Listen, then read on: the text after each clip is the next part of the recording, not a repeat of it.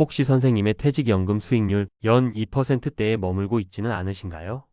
충격적이게도 이는 현재 물가 상승률에도 미치지 못하는 수치입니다. 다시 말해 애써 모은 내 소중한 노후 자금의 가치가 실제로는 줄어들고 있다는 뜻이죠. 국민연금의 최근 5년간 연평균 수익률이 7.63%에 달하고 외국 주요 국가들의 퇴직연금 수익률은 7%를 넘는다는 보고가 있습니다. 이 차이가 30년 뒤 우리 노후 자산에 얼마나 큰 영향을 미칠지 상상해 보셨습니까?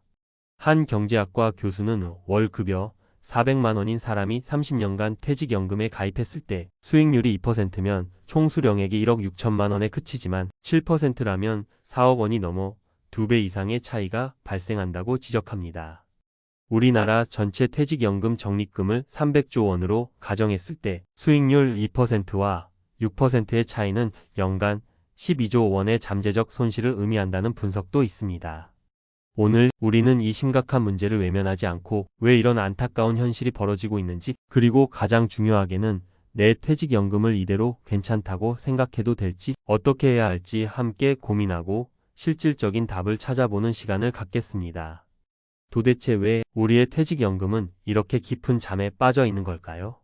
가장 큰 원인 중 하나는 우리 돈이 원리금 보장 상품이라는 안전한 울타리 안에 너무 많이 갇혀 있기 때문입니다. 2023년 기준으로 전체 퇴직연금 적립금의 무려 87.2%가 이 원리금 보장형 상품에 투자되고 있다고 합니다. 이는 은행 정기예금 수준의 수익률에 만족해야 하는 구조인 셈이죠.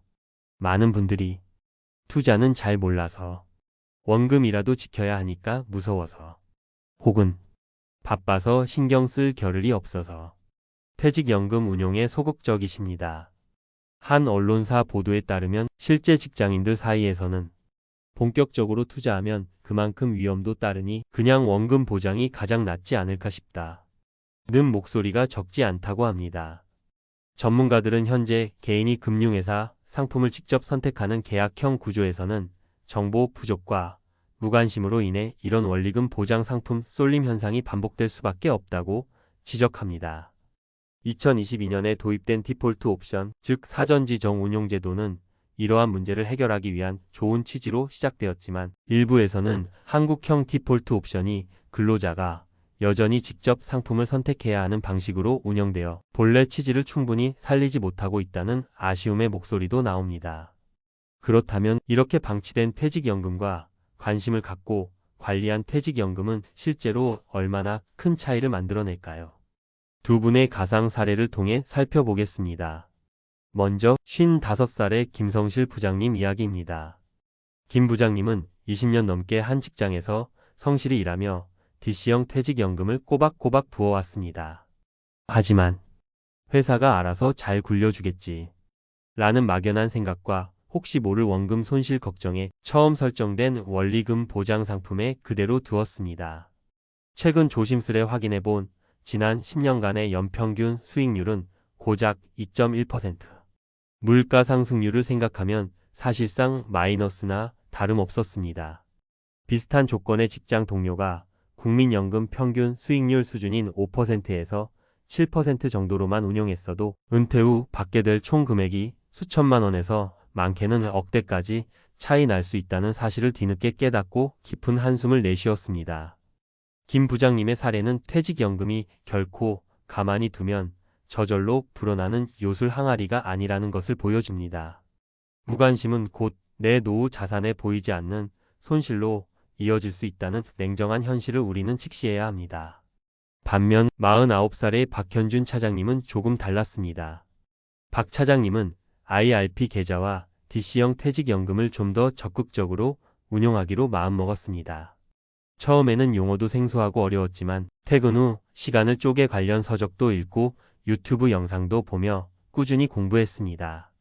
그 결과 미국의 S&P 500 지수를 추종하는 ETF나 은퇴 시점에 맞춰 자산 배분을 알아서 조절해주는 TDF, 즉 타겟 데이트 펀드 등에 분산 투자하는 자신만의 원칙을 세웠습니다.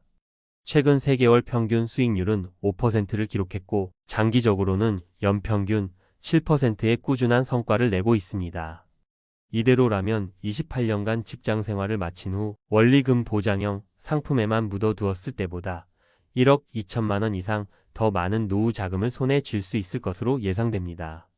박 차장님의 사례는 우리에게 중요한 메시지를 던져줍니다.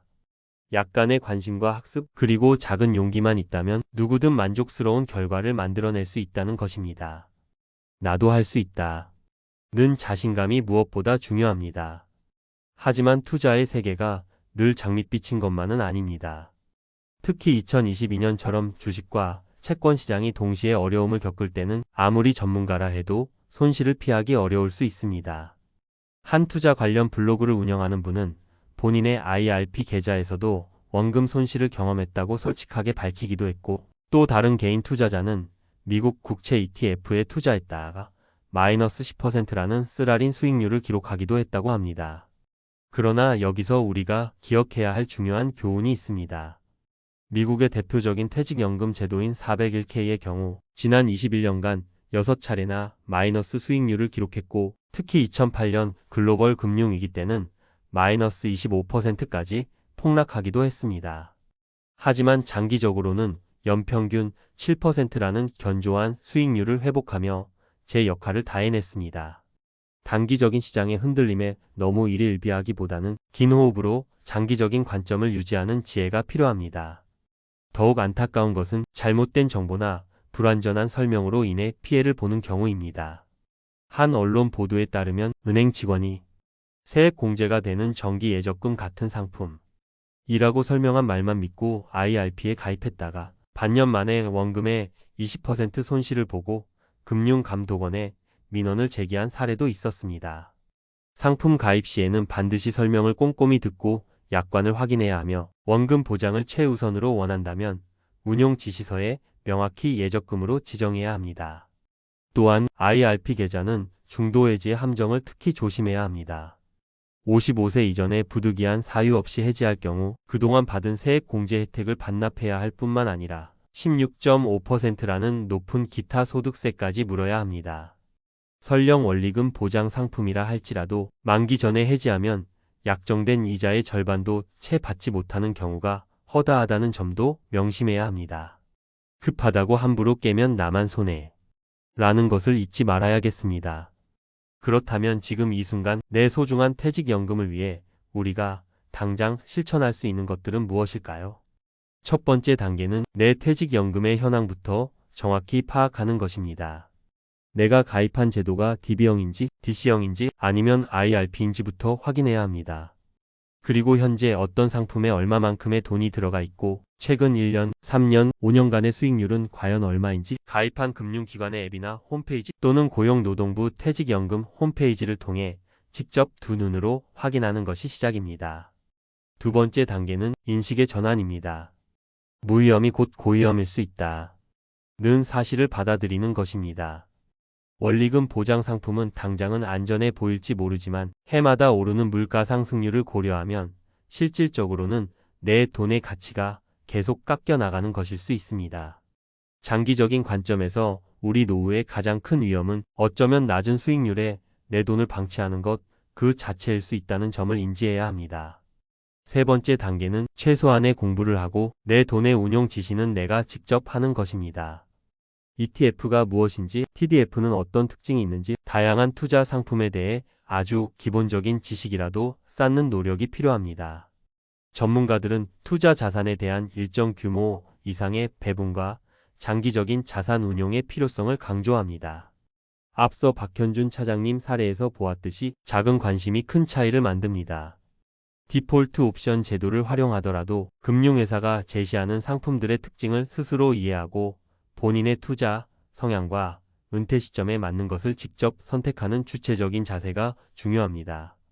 네 번째 단계는 로보어드바이저와 같은 새로운 기술을 활용하는 것도 고려해보는 것입니다. AI, 즉 인공지능이 자산을 관리해주는 로보어드바이저는 개인 투자자가 시장 상황에 맞춰 유연하게 투자 포트폴리오를 조정하기 어려운 점을 보완해 줄 수 있습니다. 올해부터 개인형 퇴직연금인 IRP에도 로보어드바이저의 일임 서비스가 허용되었으니 한번 관심을 가져볼 만합니다. 마지막 5번째 단계는 국민연금처럼 내 퇴직연금의 운용 목표 수익률을 설정하고 필요하다면 전문가의 도움을 받는 것입니다. 한 경제학 교수는 퇴직연금의 목표 수익률을 국민연금 운용 수익률 수준으로 설정하고 이를 달성하기 위한 구체적인 방안을 강구하거나 심지어 국민연금공단에 운용을 맡기는 방안까지 제안하기도 했습니다. 이는 개인이 직접 운용하기 어렵다고 느낀다면 신뢰할 수 있는 전문가나 시스템의 도움을 받는 것도 현명한 방법이 될 수 있다는 의미입니다. 다만 금융회사의 권유만 믿고 무작정 계좌를 옮기거나 상품을 바꾸는 것은 예상치 못한 손실로 이어질 수 있으니 항상 신중하게 결정해야 합니다. 퇴직연금 수익률 2%대는 더 이상 외면할 수 없는 바로 우리의 현실입니다. 하지만 오늘 당장 내 퇴직연금 계좌를 열어보고 작은 관심을 기울이는 그 행동 하나가 10년, 20년 뒤 우리 노후의 풍경을 완전히 바꿔놓을 수 있습니다. 단기적인 시장의 오르내림에 너무 불안해하지 마시고 긴 안목으로 꾸준히 관심을 갖고 관리해 나가는 것이 무엇보다 중요합니다. 오늘 제가 드린 정보들이 시청자 여러분의 풍요롭고 안정된 노후를 준비하는데 조금이나마 실질적인 도움이 되셨기를 진심으로 바랍니다.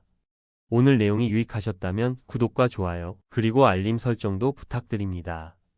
혹시 퇴직연금 운용과 관련하여 비슷한 고민을 하고 계시거나 궁금한 점이 있으시다면 주저하지 마시고 아래 댓글로 여러분의 소중한 생각을 나눠주세요. 함께 고민하고 지혜를 모으겠습니다. 감사합니다.